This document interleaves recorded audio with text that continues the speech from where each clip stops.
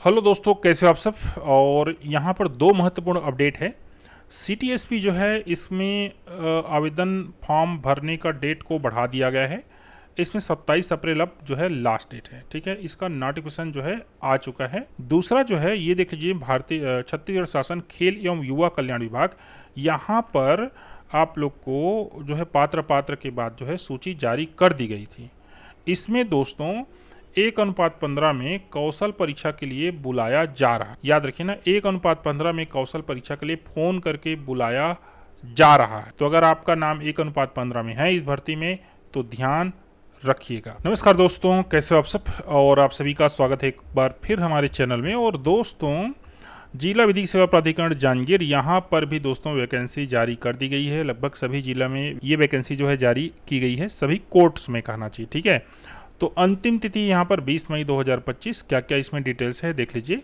दो पद है, ऑफिस असिस्टेंट और ऑफिस प्यून की। ठीक है, कुल है 4 पद। भर्ती की पात्रता एवं शर्तें देख लीजिए। तो ऑफिस क्लर्क के लिए वेतनमान है यहाँ पर 20,000 रुपये है एक मुश्त। ठीक है, तो ये बढ़िया पेमेंट है। एंड इसका शैक्षिक योग्यता देख लीजिए, स्नातक मांगा गया है।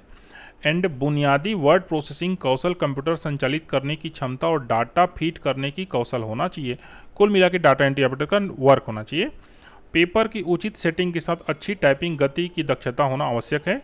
और श्रुत लेख लेने और न्यायालयों में प्रस्तुति के लिए फाइलें तैयार करने की क्षमता होना चाहिए। ये श्रुत लेख का तात्पर्य स्टेनो वाला मामला आ गया। फिर से हिंदी स्टेनो आप जो है क्लियर हों। फाइल रख रखाव और प्रसंस्करण का ज्ञान होना चाहिए।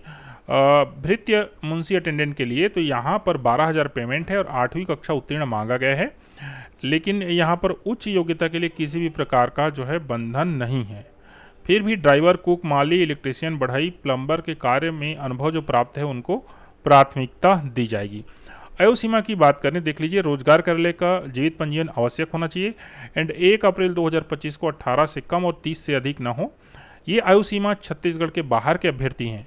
ठीक है, अन्य राज्य के अभ्यर्थी वे भी फॉर्म डाल सकते हैं, उनके लिए ये 30 वर्ष है। बाकी छत्तीसगढ़ के अभ्यर्थियों के लिए दोस्तों ये 40 वर्ष है। क्लियर। आयु संबंधी प्रमाण पत्र के लिए हाई स्कूल की सर्टिफिकेट जो है लगाना पड़ेगा। उच्चतर आयु सीमा में छूट के लिए आप जो है इसको अच्छे से पढ़ सकते हैं। पूरा लंबा चौड़ा बहुत 20 पेज का सब दिया हुआ है। आवेदन प्रस्तुत करने की प्रक्रिया तो देख लीजिए।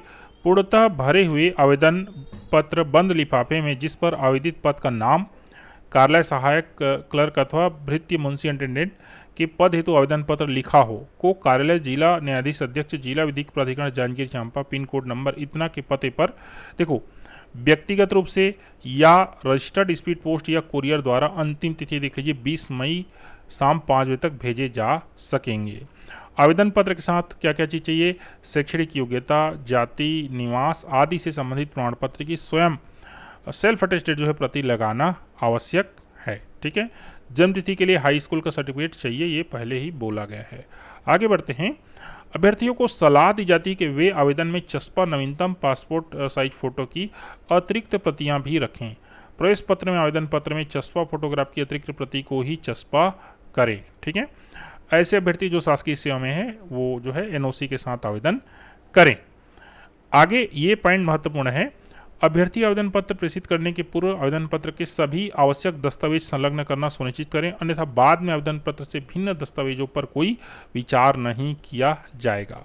प्रत्येक अभ्यर्थी अपने आवेदन पत्र में अपने समस्त शैक्षणिक, तकनीकी एवं व्यावसायिक योग्यता की स्पष्ट और संपूर्ण जानकारी प्रस्तुत करेंगे तथा इस आशय का घोषणा पत्र भी प्रस्तुत करेंगे। आवेदन पत्र प्रस्तुत करने के पश्चात किसी भी समय अभ्यर्थी की ओर से उच्च शैक्षणिक, तकनीकी, व्यावसायिक योग्यता घोषित नहीं किया जा सकता। कुल मिला के ये कहने का मतलब ये है कि कुछ भी आपके पास जो है योग्यता है, जैसे आपके पास आईटीआई है या फिर आपके पास डाटा एंट्री ऑपरेटर का प्रमाण पत्र है, कहीं पर कोई अनुभव है, तो उस सबको ऐड कर दीजिए, ऐसा बोला जा रहा है। त्रुटि अथवा अपूर्णता एवं बिना हस्ताक्षर के आधार पर अभ्यर्थी को बिना पूर्व सूचना दिए आवेदन पत्र चयन के किसी भी स्तर में निरस्त किया जा सकेगा। याद रखिए, त्रुटिपूर्ण, अपूर्णता मतलब कोई जगह खाली छोड़ना। ये पॉइंट महत्वपूर्ण है। आवेदन पत्र के साथ स्वयं का पूर्ण नाम एवं पता लिखे हुए 2 लिफाफे जिस पर 5-5 रुपये का टिकट चस्पा हो आवश्यक रूप से संलग्न करना है। यदि अभ्यर्थी द्वारा टिकट चस्पा किया हुआ लिफाफा संलग्न नहीं किया जाता तो परीक्षा के संबंध में सूचना प्राप्त नहीं होने पर स्वयं जिम्मेदार होगा। ये 10वां पॉइंट फिर से रिपीट कर दिया गया है। अगला देख लीजिए। अगर दोनों पदों में आपको आवेदन करना है तो आपको पृथक पृथक आवेदन करना पड़ेगा। आगे बढ़ते हैं तो देख लीजिए इस भर्ती के बारे में समस्त जानकारी आपको यहाँ पर मिलेगी एंड किसी भी चरण में उपस्थित होने पर अभ्यर्थी को अपना आईडी प्रूफ जो है दिखाना पड़ेगा। चयन प्रक्रिया तो समझ लीजिए, प्रथम चरण लिखित परीक्षा होगा, ये कंफर्म है क्योंकि एक 15 गुना से ज़्यादा आवेदन जाएगा ही जाएगा। ठीक है, लिखित परीक्षा होगा 50 अंकों का और जिसमें 50 प्रश्न वस्तुनिष्ठ प्रकार के होंगे और प्रत्येक में एक एक अंक होगा। लिखित परीक्षा में जो लोग कहना चाहिए उत्तीर्ण होंगे। यहाँ पर किसी प्रकार से ऋणात्मक मूल्यांकन नहीं होगा। लिखित परीक्षा के आधार पर बनाया जाएगा कौशल परीक्षा के लिए सूची 1:15 में। ठीक है, 1:15 में सूची बनाया जाएगा और यहाँ पर देख लीजिए कौशल परीक्षा कैसे होगा। 500 शब्दों की हिंदी गद्यांश को, मतलब कि सीधी सी बात ये 25 WPM का हिंदी गद्यांश है, सीधी सी बात, जिसको कंप्यूटर में शुद्धता से टाइप करना होगा। प्रत्येक त्रुटि के लिए हाफ अंक जो है डिडक्ट किया जाएगा और ये सभी गलती के लिए होगा। देख लीजिए उबंटू के लिब्रे ऑफिस में यूनिकोड फ़ॉन्ट कृतिदेव फ़ॉन्ट में ली जाएगी जो 50 अंक का होगा। अभी जांजगीर में भी इसी में ही होना है। क्लियर। कौशल परीक्षा में प्राप्त अंकों के आधार पर ही मेरिट सूची बनेगी। लिखित परीक्षा जो है केवल स्क्रीनिंग टेस्ट होगा। कौशल परीक्षा में ज़्यादा अंक प्राप्त करने वाले अभ्यर्थियों की वरीयता सूची रिक्त पदों के 3 गुना तैयार की जाएगी। ठीक है। कार्यालय भृत्य मुंशी अटेंडेंट के पद के लिए नियुक्ति हेतु चयन एवं विधि एवं प्रक्रिया। तो देख लीजिए कक्षा 8वीं के प्राप्तांक प्रतिशत के आधार पर वरीयता क्रम में तैयार की जाएगी तथा इस सूची में आने वाले अभ्यर्थियों को ही साक्षात्कार के लिए बुलाया जाएगा। साक्षात्कार 50 अंक का होगा और अभ्यर्थियों की संख्या अधिक होने पर लिखित परीक्षा आयोजित कराने का अधिकार सुरक्षित होगा। लगभग ये होगा ही होगा। ठीक है। यदि किसी अभ्यर्थी को कक्षा 8वीं में ग्रेड सिस्टम से ग्रेड प्रदान किया गया है तो यह अभ्यर्थी की जिम्मेदारी कि संबंधित स्कूल से कक्षा 8वीं में प्राप्त किए गए प्राप्तांकों एवं उनके प्रतिशत का प्रमाण पत्र प्राप्त कर स्वप्रमाणित दस्तावेज निर्धारित आवेदन प्रारूप में संलग्न करें। मतलब ये जरूरी है। परीक्षा एक दिवस में समाप्त नहीं होती तो आगामी तिथि को भी लिया जा सकता है। आगे अन्य शर्तें तो इसको समझ लीजिए।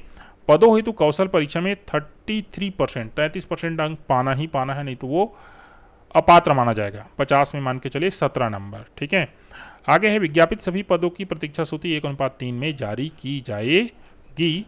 एंड और महत्वपूर्ण देख लीजिए अपूर्ण तथा त्रुटिपूर्ण जानकारी। आप इसमें किसी प्रकार से अपूर्ण या फिर त्रुटिपूर्ण जानकारी देंगे तो आवेदन पत्र निरस्त हो जाएगा। अन्य आवश्यक सूचना देख लीजिए। प्रत्येक पद हेतु प्राप्त आवेदन पत्रों के परीक्षा उपरांत पात्र अपात्र अभ्यर्थियों की सूची जो है यहाँ पर भेजी जाएगी, ऐसा बोला जा रहा है। ठीक है। आगे बढ़ते हैं तो दोस्तों इसमें बिना हस्ताक्षर के प्राप्त आवेदन पत्र पर कोई विचार नहीं किया जाएगा। अभ्यर्थी की संख्या अधिक होने पर लिखित परीक्षा कौशल परीक्षा एक से अधिक पाली में लिया जाएगा। ठीक है। ये हो गया इसका पूरा आवेदन का विवरण। और देख लीजिए ये इनका आवेदन पत्र है, इसमें आपको भर के भेजना है। आवेदन कैसे भरे इसका भी वीडियो हम आपको बना के देंगे, थोड़ा सा रुक जाइएगा। ये एक पेज ब्लैंक कर दिया है ना, इसको प्रिंट नहीं कराना है, जब इसको प्रिंट कराएंगे तो। ठीक है। इसमें देख लीजिए कोई भी चीज़ को आपको कॉलम को खाली नहीं छोड़ना है, ये सबसे इंपॉर्टेंट है। उदाहरण के लिए अभ्यर्थी दिव्यांग है या नहीं, अब यहाँ पर आपने डेश दे दिया, जबकि हाँ नहीं बोल रहा है तो यहाँ पर आपको हाँ या नहीं ही लिखना है। ये त्रुटिपूर्ण यही चीज़ होता है, या फिर अपूर्ण। कोई भी कॉलम खाली छोड़ेंगे तो अपूर्ण कहलाएगा, अगर गलत जानकारी देंगे तो फिर वो त्रुटिपूर्ण कहलाएगा। ठीक है। अब उदाहरण के लिए आप विवाहित है में हाँ लिख देते हैं, जीवित बच्चों की संख्या डेश लिख देते हैं। ये क्या है भाई, यहाँ पर शून्य लिखिए। ठीक है। जीवित बच्चों की संख्या डेश नहीं होती है, शून्य होती है। क्लियर। और ये घोषणा पत्र है जो इन्होंने बोला था एक जगह, घोषणा पत्र, अलग से घोषणा पत्र नहीं देना है। और ये है प्रवेश पत्र लास्ट में। अब ये प्रवेश पत्र को आपको आवेदन के साथ नहीं देना पड़ता है, जब आपका परीक्षा समय आता है ना तब इसको भर के आप जाते हैं फोटो लगाकर। ठीक है। तो दोस्तों ये रहा इसका कंप्लीट डिटेल्स। कहीं पर कोई डाउट हो तो नीचे आप कमेंट करके पूछ सकते हैं।